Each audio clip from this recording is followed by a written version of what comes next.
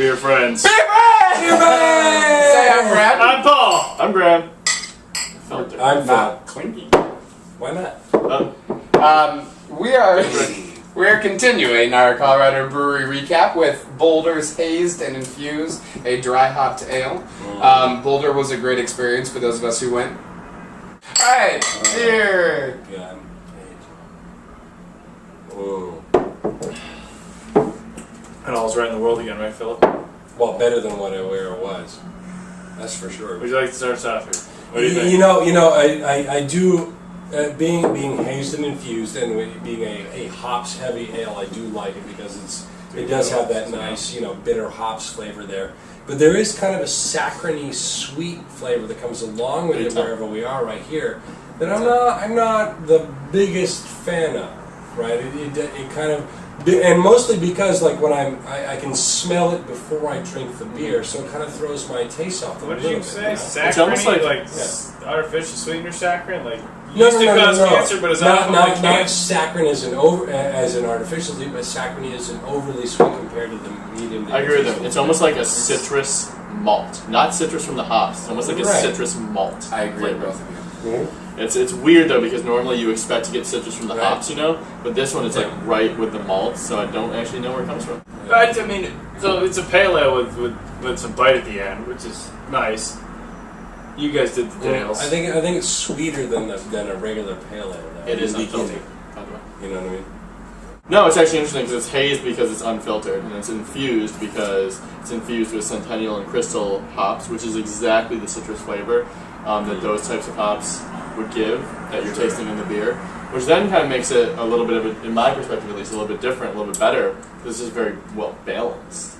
It's like the malts are so well balanced with the hops that you almost don't know which flavors which because they melt together pretty well. Yeah. Beer. Alright, so we're almost finished with our beers, so we're going to go ahead and rate this. The Hazed and Infused from Boulder Brewing Company, I'm going to give it an 8. And actually, I'm going to do this because of last week's review. We did Avery the Kaiser, and one thing that Graham brought up that I really liked was drinkability. Right. And I think that in our nonsensical number scale, that's one thing that we've forgotten. Ability to drink this beer. I'm actually going to give it an 8. I think that it's good. It tastes a little like sweet tea. It is refreshing and doesn't leave a big aftertaste. So this is a beer that I could do 1 or 2 responsibly at a bar. I give it an 8. It's delicious. It's spectacular. I like it. The dry hop, whatever. Thanks, Boulder. I'm doing my scale backwards. This 0 is the best and 10 is the worst. I'm giving this a 0.8.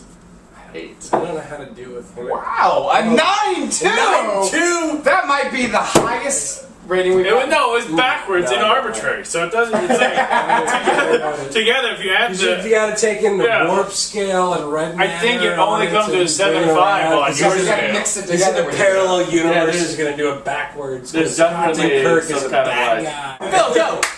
I rate this. Okay, I'm gonna lowball this. I think by going a 7. Yeah, that would be a low ball. He went 8. I went 8, and he went rating at least it 2 out of to his 8. fucking mind. Yes. Is he rating it a 3 or a 7? You don't know. I'm turning the tables. Right. Synergy. 7. All right, I'm gonna go with a 7 because I do like this. This is something I've had before, and I do enjoy it. However, if we're talking about drinkability, if we're going for something that goes with hops, it's not my first choice because it is too sweet to get the taste of the hops. As far as I'm concerned, to get a real idea of what the hops are doing. Yeah, but forget the hops. What about the beer? It's hazed and infused. What are you hazing and infusing other than the hops?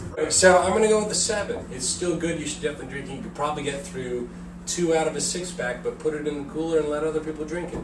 I like it. Hey! I'm Paul. We're not starting again. We're finishing the.